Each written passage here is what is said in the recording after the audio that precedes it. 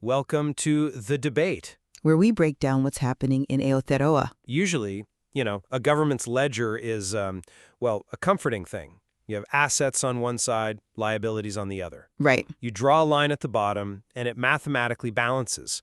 But if you've been following the latest WebFit news reporting on the StatsNZ data for the year ending June 2025, Which has been pretty full on, frankly. it really has. Because when you look at it, you find this massive hidden liability that completely shatters that illusion of control. We are looking at roughly 150,000 children in New Zealand currently living in material hardship. Oh, wow.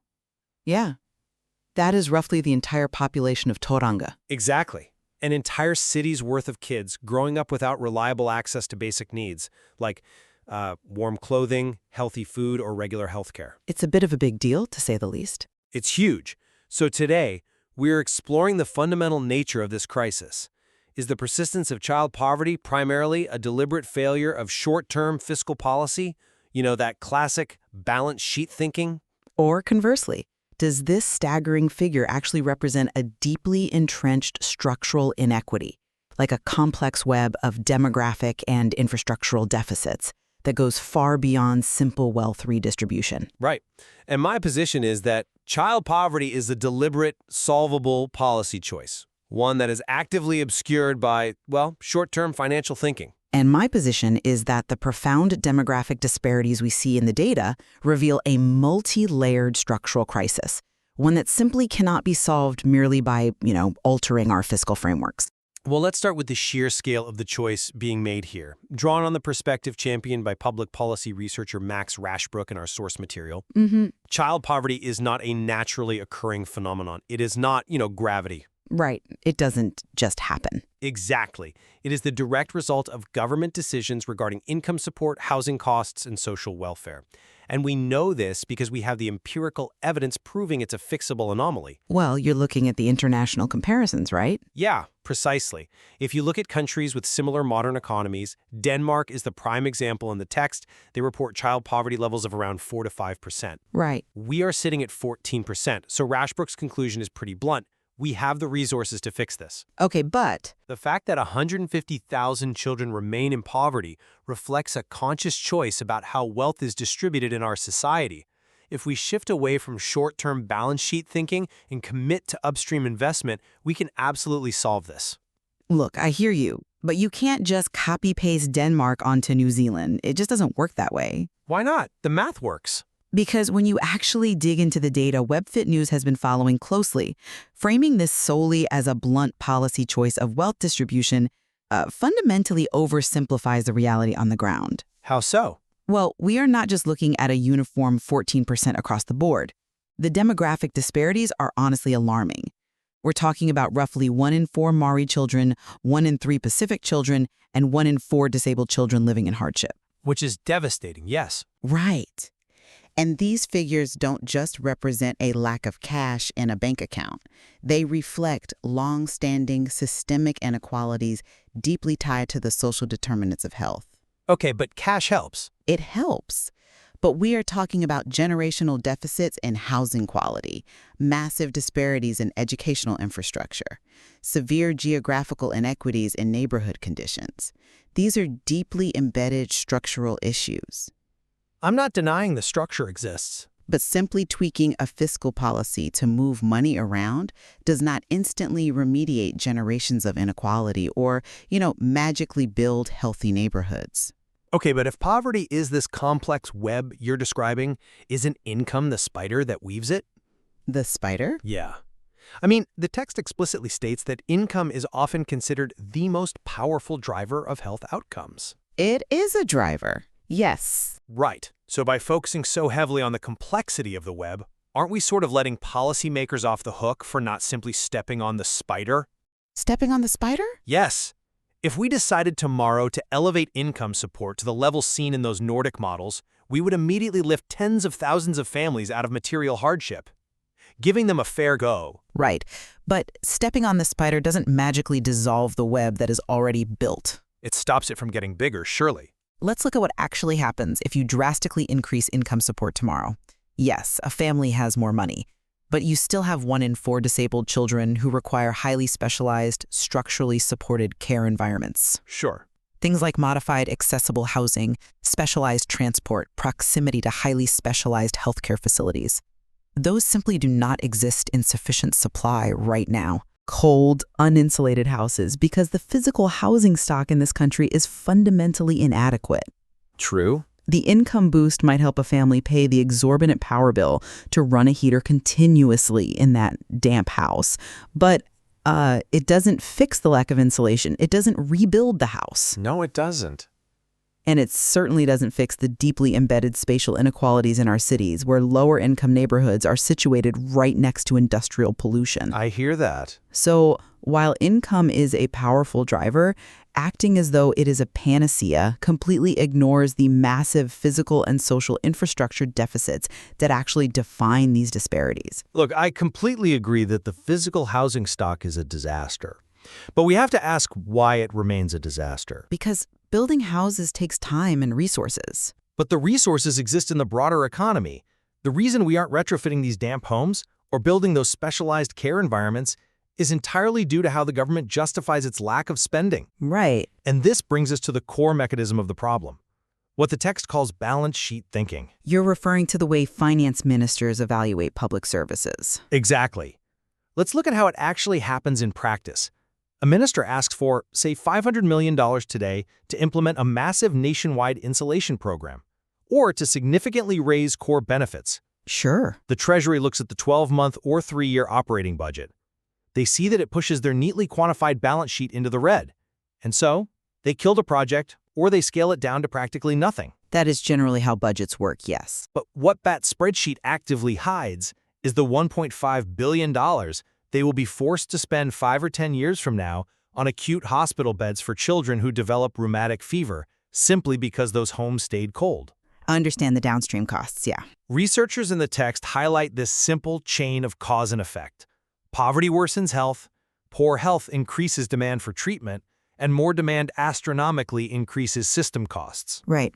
By strictly evaluating public services on short-term budgets, balance sheet thinking actively prevents progress.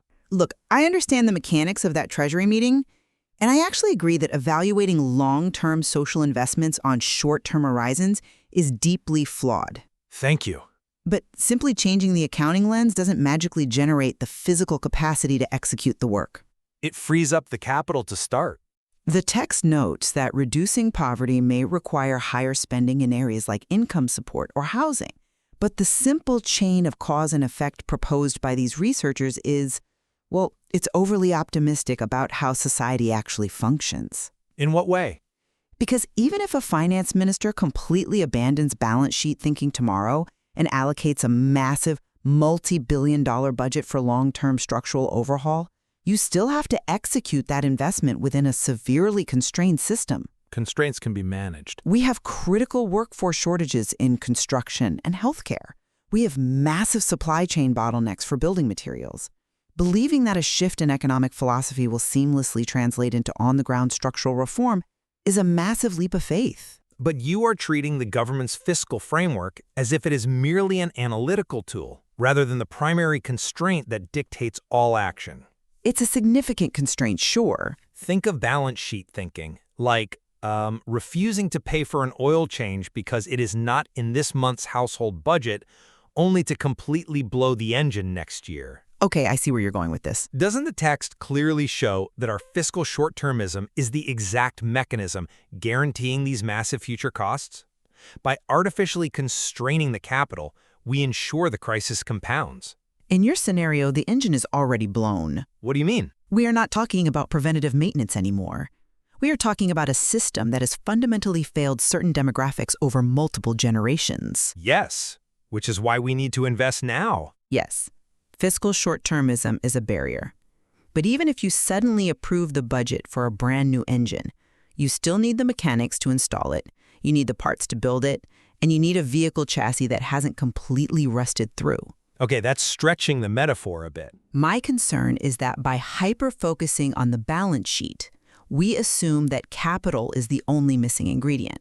It's the primary one? The text highlights that poverty profoundly shapes long-term health outcomes and education opportunities. Those are generational deficits.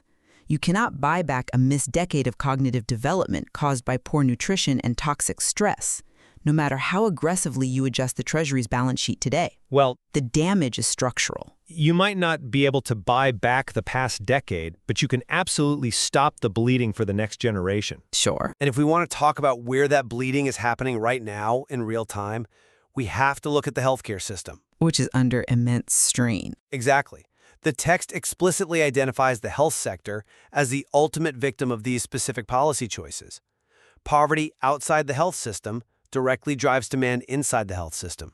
The pressure on the hospitals is undeniable, yeah. And the mechanism driving it is perfectly clear in the data. Just walk through a concrete scenario with me. Okay. A family living in material hardship faces daily trade-offs. They have a child with a persistent chest infection. The parent looks at their finances and has to make an impossible calculation. Right. Do we pay to keep the heater on tonight? Do we buy groceries for the week? Or do we pay for transport and the doctor's visit? And usually something has to give. Because of income inadequacy, they delay the doctor's visit. They delay preventive care. The chest infection turns into severe pneumonia. That child then ends up in an acute hospital admission. Yes, which is tragic. And that admission is vastly more expensive for the state. It causes emergency departments to overcrowd, which in turn pushes planned elective procedures further and further back. The failure of fiscal policy is directly and measurably congesting our hospitals. Look, health workers have indeed been experiencing this overwhelming pressure for more than a decade, as the text notes.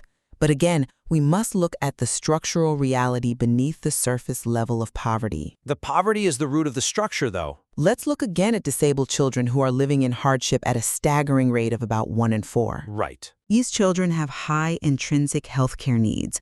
They require intensive, ongoing medical intervention, regardless of their family's income level. That is true. Furthermore, the cycle of delayed care is not solely a poverty issue. It is a symptom of an already overwhelmed health infrastructure. But the poverty exacerbates it. It does, but if a family has the money for a doctor's visit, they still have to be able to get an appointment, which, in many regions is currently impossible due to sheer lack of general practitioners. Wait, but Even if you implemented robust universal welfare policies tomorrow, the systemic nature of these issues means the pressure on hospitals wouldn't entirely evaporate. I'm not saying it would evaporate entirely. The healthcare system's inability to cope is as much about a decade of under-resourcing the physical medical infrastructure and workforce as it is about the social determinants outside of it. But if we accept the text premise that early care is delayed precisely because families are forced into those daily trade-offs, heating versus doctor visits, food versus prescriptions, wouldn't immediate income support directly and rapidly decongest our emergency departments? Rapidly? Yes. By simply giving them the financial means to seek primary care early, we stop the cascade into acute care. It would certainly alleviate a portion of the acute presentations driven specifically by environmental factors, like the respiratory illnesses you mentioned from cold, damp homes. Which is a huge portion of pediatric admissions in Aotearoa. It is, but rapidly decongest is doing a tremendous amount of heavy lifting in that sentence. How so? You have a backlog of planned procedures that stretches out for months